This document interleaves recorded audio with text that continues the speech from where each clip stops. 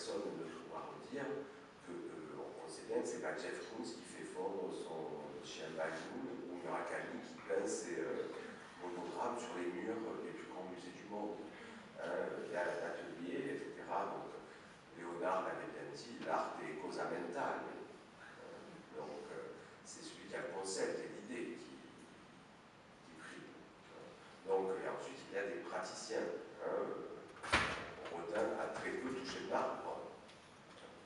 Donc, c'est pas pour autant que le musée Rodin remplit de faux. Même si c'est Bonpland ou Hôtel ou Hôtel qui ont réalisé certaines sculptures, c'est Rodin qui en a fait les plâtres, qui a fait la composition, etc. Et ensuite qui forme des praticiens dans son atelier. Donc, ce ne sont pas des faux. Vous voyez, donc il faut faire attention aussi avec cette idée de grand atelier qu'on a souvent tendance, nous, à associer à ça. En fait, pas du tout. C'est une manière de considérer la pratique de l'art autrement, puisque nous, on a toujours en tête les peintres maudits, vous voyez, Van Gogh dans son asile avec son oreille en moins en train de barbouiller sur des grosses tasses bien épaisses. Et donc, ça, forcément, c'est lui qui l'a fait, c'est le génie, l'artiste. Rubens, c'était tout aussi génial et a eu une vie bien plus heureuse. Ce pauvre Van Gogh. Donc, il y a, à partir du XVIIe et du XVIIIe siècle, une sorte de tyrannie de l'autographe dans la peinture. Mais il faut imaginer aussi que, très souvent, chez les grands amateurs, on demande des copies d'œuvres célèbres. Non pas parce qu'on veut avoir un faux, mais on veut garder un souvenir. Aujourd'hui, vous le voyez, quand on visite une expo, quand on voyage, alors aujourd'hui c'est encore plus pratique, on a un petit objet comme ça, et on fait des photos, vous voyez, donc, alors on les met sur les réseaux sociaux, etc. Moi, quand j'étais petit, j'étais obligé de me fracter, comme tout le monde a fait, les interminables soirées diapo du retour de voyage, de l'insupportable tante qui avait visité tous les temples de la Vallée des Rois.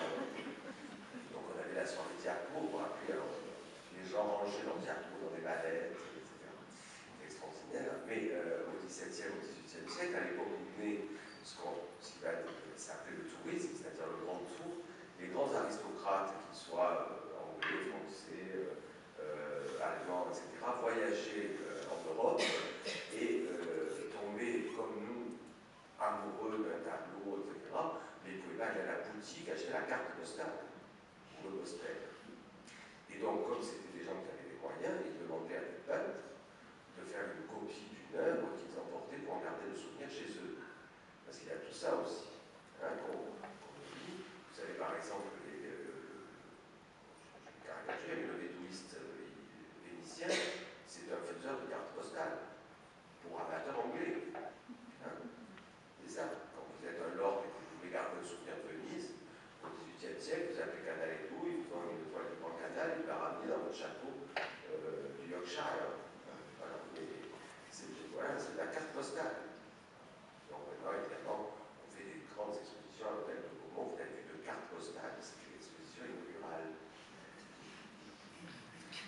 Donc il y a tout un marché comme ça qui se développe et qui, aujourd'hui, pose problème avec notre regard contemporain, mais à chaque fois, l'histoire de l'art, c'est se remettre dans un contexte, ce qui n'est pas appliquer notre regard sur de notre période au maximum, évidemment, ce n'est jamais complètement possible, évidemment, mais au maximum de recontextualiser à chaque fois.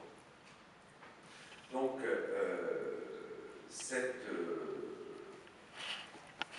idée de la copie devient de plus en plus prégnante. Il y a des peintres qui se font spécialiser, entre autres ici Pietro Dell'Ave, qui était un peintre vénitien et qui faisait des photiciens, dans ce très bel autoportrait, voyez, qui avait été réalisé donc au XVIIIe siècle, au XVIIe siècle, par contre, des années 1650, et qui est resté attribué à Titien jusqu'au début du XXe siècle. Et il a été acheté comme un Titien par la National Gallery à Washington. Et donc, il s'enorgueillissait d'avoir un autoportrait du Titien. Alors, quand on connaît, sans avoir fait 25 ans on connaît la vie du Titien, à cet âge-là, Titien peignait très flou. Il était complètement miro et quasiment aveugle. Et donc, on n'avait pas du tout cette touche léchée, vous voyez, qu'on voit sur le visage. Donc, il était évident que c'était un fou. Il peignait comme Monet à la fin, vous voyez, Titien. Donc, il y a des grands artistes qui se spécialisent dans cela. Vous avez entre autres Sébastien Bourdon, que certains d'entre vous peut-être connaissent, c'est un grand peintre caravagesque français du XVIIe siècle, qui s'était fait une spécialité de copier les tableaux des frères Lenain et les tableaux de Nicolas Régnier, de toutes les bambochas, vous voyez, flamandes. Et en fait, il a quand même revendu à Louis XIV, hein, dans la collection royale. C'est quand même assez terrible.